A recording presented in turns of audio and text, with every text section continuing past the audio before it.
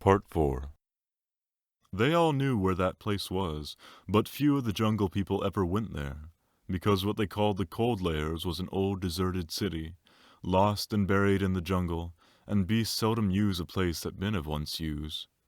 The wild boar will, but the hunting tribes do not. Besides, the monkeys lived there as much as they could be said to live anywhere, and no self-respecting animal would come within eyeshot of it, except in times of drought, when the half-ruined tanks and reservoirs held a little water. "It is half a night's journey, at full speed," said Bagheera, and Baloo looked very serious. "I won't go as fast as I can," he said anxiously. "We dare not wait for thee. Follow, Baloo. We must go on the quick foot, Kaa and I." "Feet or no feet, I can keep abreast of all thy four," said Kaa shortly. Baloo made one effort to hurry, but had to sit down panting, and so they left him to come on later, while Bagheera hurried forward at the quick panther canter. Kaa said nothing, but, strive as Bagheera might, the huge rock python held level with him.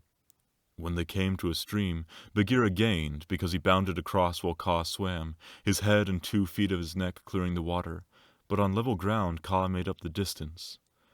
"By the broken lock that freed me," said Bagheera when twilight had fallen, "thou art no slow goer." "I am hungry," said Kaa. "Besides, they called me Speckled Frog." "Worm, earthworm, and yellow to boot." "All one. Let us go on." And Kaa seemed to pour himself along the ground, finding the shortest road with his steady eyes and keeping to it. In the Cold Layers, the monkey people were not thinking of Mowgli's friends at all. They had brought the boy to the lost city, and were very much pleased with themselves for the time. Mowgli had never seen an Indian city before, and though this was almost a heap of ruins, it seemed very wonderful and splendid. Some king had built it long ago on a little hill. You could still trace the stone causeways that led up to the ruined gates where the last splinters of wood hung to the worn, rusted hinges. Trees had grown into and out of the walls, the battlements were tumbled down and decayed, and wild creepers hung out of the windows of the towers on the walls in bushy, hanging clumps. A great roofless palace crowned the hill, and the marble of the courtyards and the fountains were split, and stained with red and green, and the very cobblestones in the courtyard where the king's elephants used to live had been thrust up and apart by grasses and young trees. From the palace you could see the rows and rows of roofless houses that made up the city, looking like empty honeycombs filled with blackness, the shapeless block of stone that had been an idol in the square where 4 roads met, the pits and dimples at street corners where the public wells once stood, and the shattered domes of temples with wild figs sprouting on their sides. The monkeys called the place their city, and pretended to despise the jungle people because they lived in the forest. And yet they never knew what the buildings were made for, nor how to use them. They would sit in circles on the hall of the king's council chamber, and scratch for fleas and pretend to be men, or they would run in and out of the roofless houses and collect pieces of plaster and old bricks in a corner, and forget where they had hidden them, and fight and cry in scuffling crowds, and then break off to play up and down the terraces of the king's garden, where they would shake the rose trees and the oranges in sport to see the fruit and flowers fall. They explored all the passages and dark tunnels in the palace, and the hundreds of little dark rooms, but they never remembered what they had seen and what they had not, and so drifted about in ones and twos or crowds, telling each other that they were doing as men did. They drank at the tanks and made the water all muddy, and then they fought over it, and then they would all rush together in mobs and shout, "There is no one in the jungle so wise and good and clever and strong and gentle as the Bandar log." Then all would begin again till they grew tired of the city and went back to the treetops, hoping the jungle people would notice them. Mowgli, who had been trained under the law of the jungle, did not like or understand this kind of life. The monkeys dragged him into the Cold Layers late in the afternoon, and instead of going to sleep, as Mowgli would have done after a long journey, they joined hands and danced about and sang their foolish songs. One of the monkeys made a speech and told his companions that Mowgli's capture marked a new thing in the history of the Bandar log, for Mowgli was going to show them how to weave sticks and canes together as a protection against rain and cold. Mowgli picked up some creepers and began to work them in and out, and the monkeys tried to imitate, but in a very few minutes they lost interest and began to pull their friends' tails or jump up and down on all fours, coughing. I wish to eat, said Mowgli. I am a stranger in this part of the jungle. Bring me food, or give me leave to hunt here. 20 or 30 monkeys bounded away to bring him nuts and wild pawpaws, but they fell to fighting on the road, and it was too much trouble to go back with what was left of the fruit. Mowgli was sore and angry as well as hungry, and he roamed through the empty city giving the strangers hunting call from time to time, but no one answered him, and Mowgli felt that he had reached a very bad place indeed. All that Baloo has said about the Bandar log is true, he thought to himself. They have no law, no hunting call, and no leaders, nothing but foolish words and little picking thievish hands. So if I am starved or killed here, it will all be my own fault. But I must try to return to my own jungle. Baloo will surely beat me, but that is better than chasing silly rose leaves with the Bandar log. No sooner had he walked to the city wall than the monkeys pulled him back, telling him that he did not know how happy he was, and pinching him to make him grateful. He set his teeth and said nothing, but went with the shouting monkeys to a terrace above the red sandstone reservoirs that were half full of rainwater. There was a ruined summer house of white marble in the center of the terrace, built for queens dead 100 years ago. The domed roof had fallen in and blocked up the underground passage from the palace by which the queens used to enter. But the walls were made of screens of marble tracery, beautiful milk-white fretwork, set with agates and cornelians and jasper and lapis lazuli, and as the moon came up behind the hill it shone through the open work, casting shadows on the ground like black velvet embroidery. Sore, sleepy, and hungry as he was, Mowgli could not help laughing when the Bandar log began, 20 at a time, to tell him how great and wise and strong and gentle they were, and how foolish he was to wish to leave them. We are great, we are free, we are wonderful. We are the most wonderful people in the jungle. We all say so, and so it must be true, they shouted. Now, as you are a new listener and can carry our words back to the jungle people so that they may notice us in the future, we will tell you all about our most excellent selves. Mowgli made no objection, and the monkeys gathered by hundreds and hundreds on the terrace to listen to their own speakers singing the praises of the Bandar log. And whenever a speaker stopped for want of breath, they would all shout together, "This is true, we all say so." Mowgli nodded and blinked, and said, "Yes," when they asked him a question, and his head spun with a noise. "Tabaqui the Jackal must have bitten all these people," he said to himself, "and now they have madness. Certainly this is Dawani, the madness. Do they never go to sleep? Now there is a cloud coming to cover that moon. If it were only a big enough cloud that I might try to run away in the darkness. But I am tired." That same cloud was being watched by 2 good friends in the ruined ditch below the city wall. For Bagheera and Kaa, knowing well how dangerous the monkey people were in large numbers, did not wish to run any risks. The monkeys never fight unless they are 100 to 1, and few in the jungle care for those odds. "I will go to the west wall," Kaa whispered, "and come down swiftly with the slope of the ground in my favor. They will not throw themselves upon my back in their hundreds, but—" "I know it," said Bagheera. "Would that Baloo were here, but we must do what we can. When that cloud covers the moon, I shall go to the terrace. They hold some sort of council there over the boy." "Good hunting," said Kaa grimly, and glided away to the west wall. That happened to be the least ruined of any, and the big snake was delayed a while before he could find a way up the stones. The cloud hid the moon, and as Mowgli wondered what would come next, he heard Bagheera's light feet on the terrace. The Black Panther had raced up the slope almost without a sound and was striking. He knew better than to waste time in biting, right and left among the monkeys, who were seated round Mowgli in circles 50 and 60 deep. There was a howl of fright and rage, and then as Bagheera tripped on the rolling, kicking bodies beneath him, a monkey shouted, "There's only one here! Kill him! Kill!" A scuffling mass of monkeys, biting, scratching, tearing, and pulling, closed over Bagheera, while 5 or 6 laid hold of Mowgli, dragged him up the wall of the summer house, and pushed him through the hole of the broken dome. A man-trained boy would have been badly bruised, for the fall was a good 15 feet, but Mowgli fell as Baloo had taught him to fall, and landed on his feet. "Stay there," shouted the monkeys, "till we have killed thy friends, and later we will play with thee, if the poison people leave thee alive." "We be of one blood, you and I," said Mowgli, quickly giving the snake's call. He could hear rustling and hissing in the rubbish all round him, and gave the call a second time, to make sure. "Even so, down hoots all," said half a dozen low voices. Every ruin in India becomes sooner or later a dwelling place of snakes, and the old summer house was alive with cobras. "Stand still, little brother, for thy feet may do us harm." Mowgli stood as quietly as he could, peering through the open work and listening to the furious din of the fight round the Black Panther, the yells and chatterings and scufflings, and Bagheera's deep, hoarse cough as he backed and bucked and twisted and plunged under the heaps of his enemies. For the first time since he was born, Bagheera was fighting for his life. Baloo must be at hand. Bagheera would not have come alone, Mowgli thought. And then he called aloud, "To the tank, Bagheera! Roll to the water tanks! Roll and plunge! Get to the water!" Bagheera heard, and the cry that told him Mowgli was safe gave him new courage.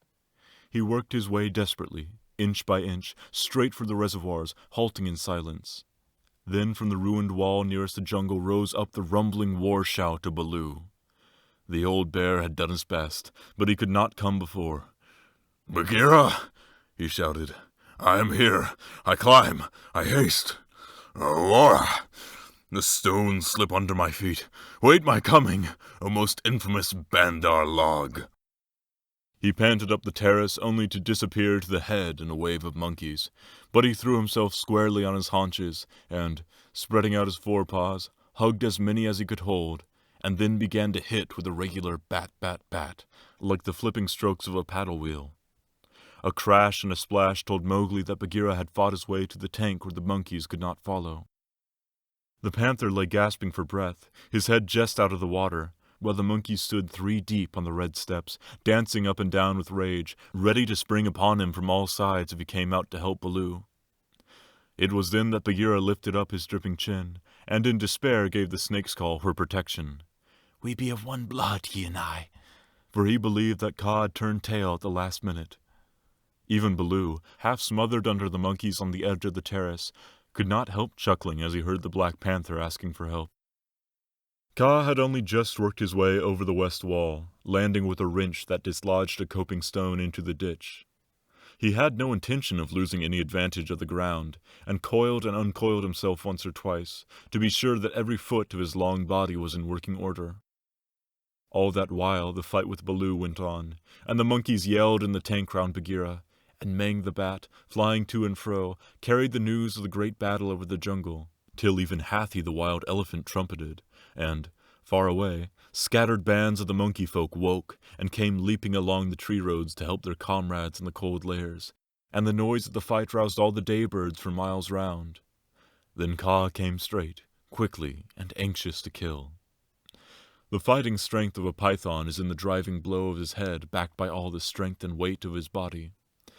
If you can imagine a lance, or a battering ram, or a hammer weighing nearly half a ton driven by a cool, quiet mind living in the handle of it, you can roughly imagine what Kaa was like when he fought.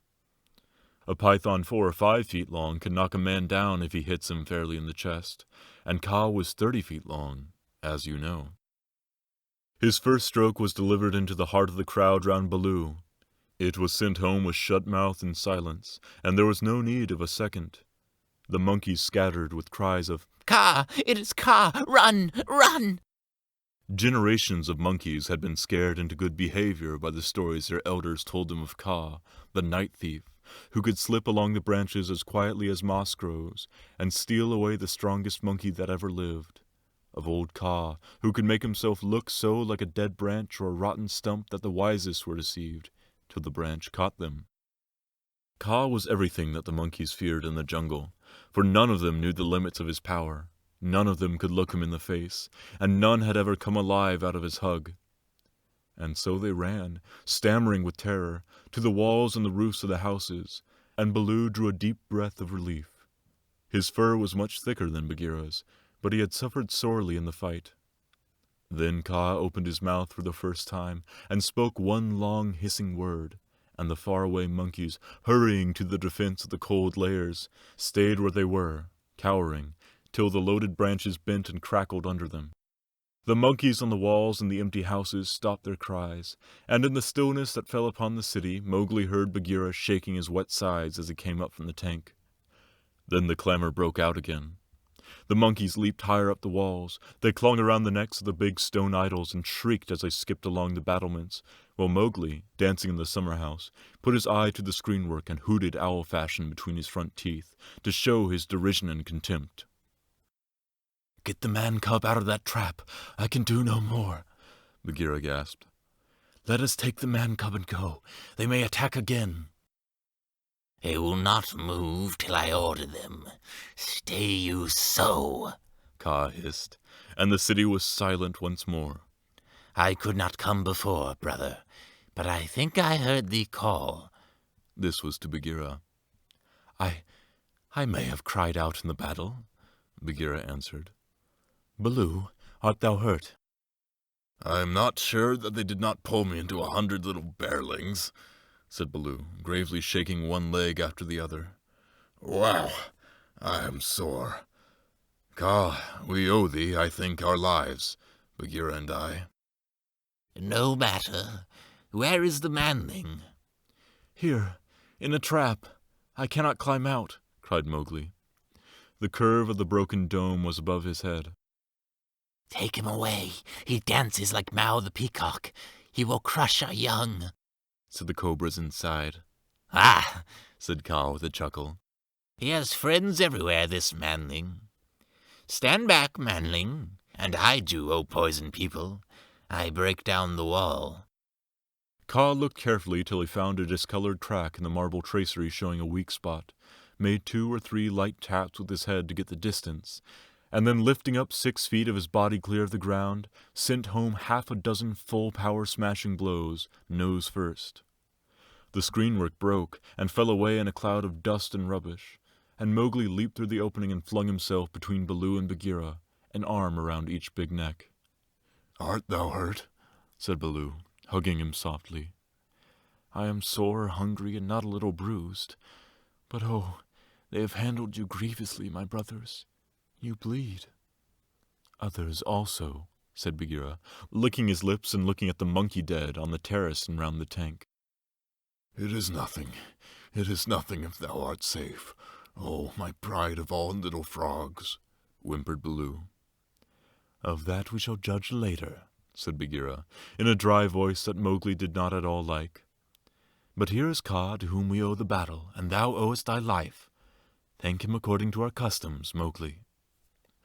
Mowgli turned and saw the great python's head swaying a foot above his own. "So this is the manling," said Kaa. "Very soft is his skin, and he is not unlike the Bandar log. Have a care, manling, that I do not mistake thee for a monkey some twilight when I have newly changed my coat." "We be one blood, thou and I," Mowgli answered.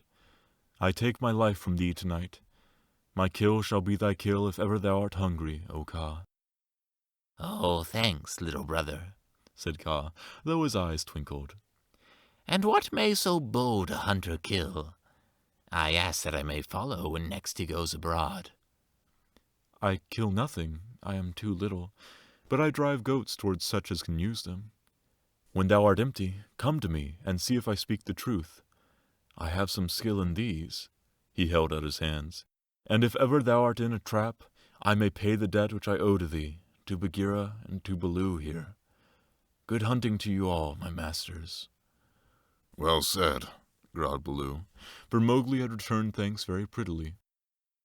The python dropped his head lightly for a minute on Mowgli's shoulder.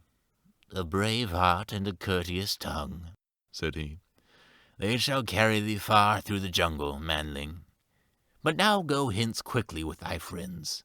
Go and sleep, for the moon sets, and what follows it is not well that thou shouldst see."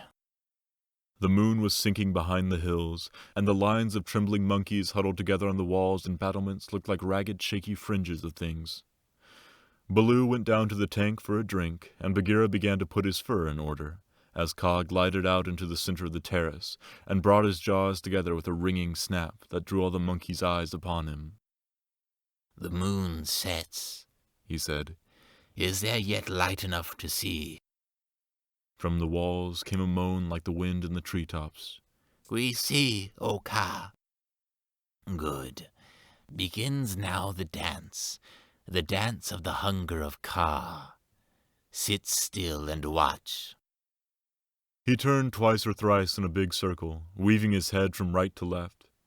Then he began making loops and figures of 8 with his body, and soft, oozy triangles that melted into squares and 5-sided figures, and coiled mounds, never resting, never hurrying, and never stopping his low, humming song. It grew darker and darker, till at last the dragging, shifting coils disappeared, but they could hear the rustle of the scales. Baloo and Bagheera stood still as stone, growling in their throats, their neck hair bristling, as Mowgli watched and wondered. "Bandar log," said the voice of Kaa at last. "can you stir foot or hand without my order? Speak." "Without thy order we cannot stir foot or hand, O Kaa." "Good. Come all one pace nearer to me." The lines of the monkeys swayed forward helplessly, and Baloo and Bagheera took one stiff step forward with them. "Nearer," hissed Kaa, and they all moved again. Mowgli laid his hands on Baloo and Bagheera to get them away, and the 2 great beasts started as though they had been waked from a dream. "Keep thy hand on my shoulder," Bagheera whispered. "Keep it there, or I must go back to Kaa. Ah!" "It is only old Kaa making circles on the dust," said Mowgli. "Let us go." And the 3 slipped off through a gap in the walls to the jungle. Ugh, said Baloo, when he stood under the still trees again. "Never more will I make an ally of Kaa." And he shook himself all over. "He knows more than we," said Bagheera, trembling. "In a little time, had I stayed, I should have walked down his throat." "Many will walk by that road before the moon rises again," said Baloo. "He will have good hunting, after his own fashion." "But what was the meaning of it all?" said Mowgli, who did not know anything of a python's powers of fascination. "I saw no more than a big snake making foolish circles till the dark came, and his nose was all sore. Oh, oh!" "Mowgli," said Bagheera angrily, "his nose was sore on thy account, as my ears and sides and paws, and Baloo's neck and shoulders are bitten on thy account. Neither Baloo nor Bagheera will be able to hunt with pleasure for many days." "It is nothing," said Baloo. "We have the man cub again." "True, but he has cost us heavily in time which might have been spent in good hunting, in wounds, in hair. I am half plucked along my back, and last of all in honor. For remember, Mowgli, I, who am the Black Panther, was forced to call upon Kaa for protection, and Baloo and I were both made stupid as little birds by the hunger dance. All this, man cub, came of thy playing with the Bandar log." "True, it is true," said Mowgli sorrowfully. "I am an evil man cub, and my stomach is sad in me." "What says the law of the jungle, Baloo?" Baloo did not wish to bring Mowgli into any more trouble, but he could not tamper with the law, so he mumbled, "Sorrow never stays punishment. But remember, Bagheera, he is very little." "I will remember, but he has done mischief, and blows must be dealt now. Mowgli, hast thou anything to say?" "Nothing. I did wrong. Baloo and thou are wounded. It is just." Bagheera gave him 6 love taps from a panther's point of view. They would have hardly waked one of his own cubs, but for a 7-year-old boy they amounted to as severe a beating as you could wish to avoid. When it was all over, Mowgli sneezed and picked himself up without a word. "Now," said Bagheera, "jump on my back, little brother, and we will go home." One of the beauties of jungle law is that punishment settles all scores. There is no nagging afterwards. Mowgli laid his head down on Bagheera's back, and slept so deeply that he never waked when he was put down in the home cave.